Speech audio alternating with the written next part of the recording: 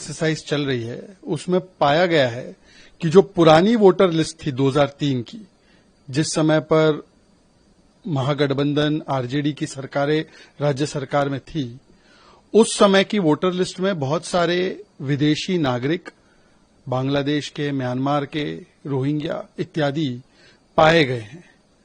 और आज जब उसकी क्लीनिंग हो रही है, संविधान ये कहता है कि केवल भारतीय नागरिकों को वोट करने का अधिकार है।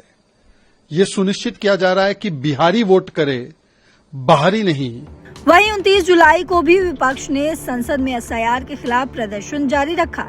लोकसभा स्पीकर ओम बिरला ने इस मुद्दे पर सभी दलों की बैठक बुलाई थी, जिसमें संसद की कार्यवाही सुचारू करने पर सहमति बनी थी। लेकिन विपक्ष का कहना है कि जब तक उनकी मांगे पूरी नहीं होंगी, वे विरोध जारी रखेंगे। तो बिहार में विधानसभा चुनाव नजदीक है और एसआईआर का मुद्दा अभी और गर्म होने की संभावना है।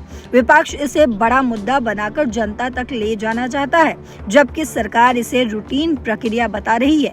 ये देखना होगा कि क्या इस मुद्दे पर संसद में चर्चा होती है या ये विवाद और भी बढ़ता है। इस पर आपकी जो भी राय हो कमेंट सेक्शन में जरूर लिखते जाइएगा।